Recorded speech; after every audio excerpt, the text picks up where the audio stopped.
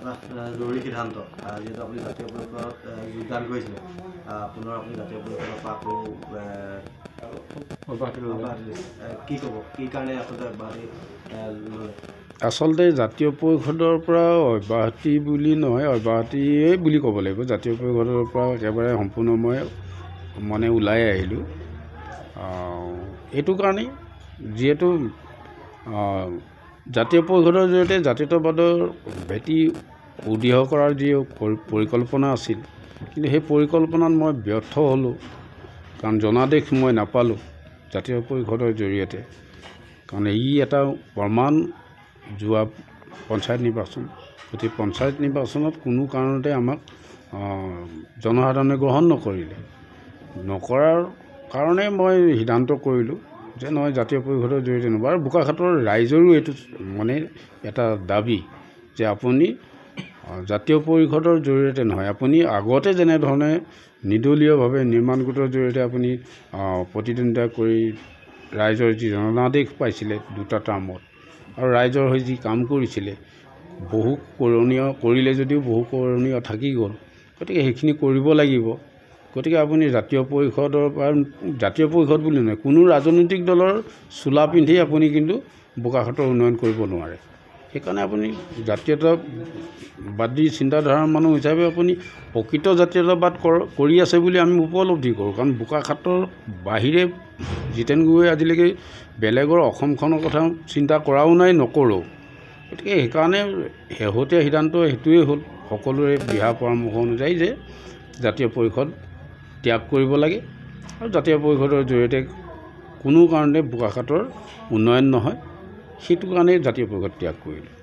যিহেতু 2026ত যিহেতু পুনৰ ইলেকশ্যন আহি আছে, আপুনি প্ৰতিদ্বন্দ্বিতা কৰাৰ কথা আছিলে, এতিয়া আপুনি কেনেধৰণে আকৌ প্ৰতিদ্বন্দ্বিতা? নহয়, বোকাখাট নিৰ্মাণ গোট এটা অৰাজনৈতিক সংগঠন, বেচৰকাৰী সংগঠন। এই সংগঠনটোৰ জৰিয়তে মই দুবাৰকৈ প্ৰতিদ্বন্দ্বিতা কৰিছোঁ। বোকাখাটৰ জনসাধাৰণে জনাদেশ দি মোক নিৰ্বাচিত কৰিছে আৰু মই বোকাখাটৰ ৰাইজৰ কাৰণে মই যিখিনি পাৰোঁ কাম কৰিছিলোঁ।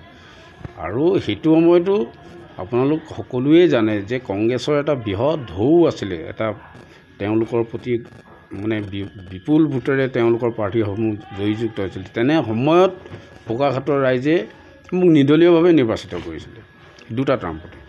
গতিকে এতিয়াও ৰাইজৰ সেইটোৱেই দাবী যে আপুনি ওলাই আহক, ৰাজনৈতিক দলৰ চোলা পিন্ধি নহয়, অৰাজনৈতিকভাৱে আহক। আমি সকলো আছোঁ, বোকাখাটবাসী হিচাপে আছোঁ। আপুনি বোকাখাটৰ প্ৰতিনিধিত্ব কৰিবলৈ হ'লে আপুনি বোকাখাটৰ প্ৰতিনিধি হ'ব লাগিব, তেতিয়াহে বোকাখাটৰ উন্নয়ন হ'ব বা বোকাখাটৰ কাৰণে কাম কৰিব পাৰিব।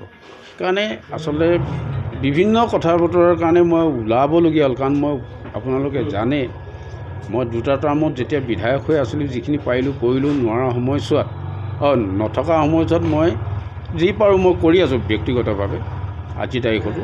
কিন্তু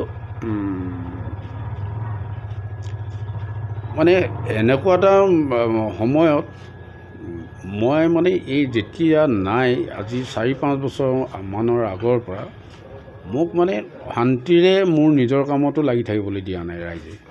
বিভিন্ন স্থানৰ পৰা মোৰ যিসকল শুভাকাংক্ষী আছে বা নিৰ্মাণ গোটত যিসকল আমাৰ কৰ্মকৰ্তা আছিল, শুভাকাংক্ষী আছিল, সকলোৰে এটাই কথা, গৈ মানে মোক কৰ্মস্থলীত মোৰ নিজৰ কৰ্মটো মই মনোনিৱেশ কৰিব নোৱাৰা হ'লোঁ। সেইকাৰণে ওলাই আহিবলৈ বাধ্য হ'লোঁ আৰু ৰাইজৰ বোকাখাটবাসীৰ মানে দাবী হিচাপে মই আগন্তুক বিধানসভা নিৰ্বাচনত প্ৰতিদ্বন্দ্বিতা কৰিম। মোৰ অন্য একো হেৰি নাই। কাৰণ মই জানো যে এই গোটেই কথাবিলাকৰ লগত জড়িত হৈ থাকিলে, ৰাজনৈতিকভাৱে জড়িত হৈ থাকি ঘৰৰ পৰিৱেশ নাই আৰু নিজৰ কথা চিন্তা কৰিবলৈ সময় নাই। আকৌ মই এনেকুৱা এটা পৰিৱেশলৈ ঘূৰি আহিবলৈ ওলাইছোঁ। গতিকে ঘৰৰ মানুহেও কেতিয়াবা মোক কয়, আপুনি এই যিমান দিন পাৰিলে কৰিলে, ঘৰৰ কাৰণেতো একো নকৰিলে, ঘৰৰ আগতে যিখিনি কৰি থৈছিলে সেইখিনিও চব বৰবাদ হৈ গৈ আছে। গতিকে আপুনি এইবিলাকলৈ কেলৈ আহে? ঘৰৰ পৰাও মই বিৰোধাচৰণ কৰাহে মাজে মাজে সন্মুখীন হওঁ, বিৰোধিতাৰ সন্মুখীন হওঁ। কিন্তু তথাপিও ৰাইজৰ কাৰণে কাম কৰিবৰ কাৰণে কিছুমান কাম আছে থাকি বাট পৰি আছে, সেইখিনি কৰিবৰ কাৰণে মই ওলাই আহিছোঁ। ইয়াত কোনো মোৰ ব্যক্তিগত স্বাৰ্থ নাই। যদি ২৬লৈ আৰু বেছি দিন নাই, এই ২৬ত যদি ৰাইজে যদি মোক নিৰ্বাচিত কৰে, ৰাইজৰ হৈ বোকাখাটবাসীৰ হৈ মই কাম কৰিম। আৰু যদিহে ৰাইজে মোক জনাদেশ নিদিয়ে, মইতো আৰু চৰকাৰ নহ'ম তেতিয়া। কাৰণ এটা কথা কৈছোঁ যে মই যিয়েই নহওক, মই নিৰ্বাচনত প্ৰতিদ্বন্দ্বিতা কৰি জয়ী হ'লে যোনেই চৰকাৰ গঠন কৰক মই তাৰ লগত থাকিম। কিন্তু আজি যদি মই ৰাজনৈতিক দল এটাৰ পৰা প্ৰতিদ্বন্দ্বিতা কৰোঁ, তেতিয়াতো মই ইফাল সিফাল হ'ব নোৱাৰিম। পাৰ্টি এণ্টি ডিফেন্স কিবাকিবি মই পৰি যাম। সেইকাৰণে যদিহে কালিলৈ চৰকাৰ কংগ্ৰেছৰ নেতৃত্বত হয়, তেতিয়াও এটা বেলেগ হ'ব। কাইলৈ যদি বিজেপি নেতৃত্বত চৰকাৰ হয়, তেতিয়াও এটা বেলেগ হ'ব। গতিকে নিৰ্দলীয় হৈ থাকিলে মই যিয়ে চৰকাৰ গঠন, যোনেই চৰকাৰ নকৰক, মই সেই চৰকাৰৰ সহযোগী সদস্য হৈ থাকিব পাৰিম। বোকাখাটৰ স্বাৰ্থত চৰকাৰৰ সা সুবিধাখিনি আনিব পাৰিম। মূল উদ্দেশ্য সেইটোৱে, আৰু সেইটোৱে বিচাৰে বোকাখাটৰ ৰাইজে। সেইটোৱে মূল কথা।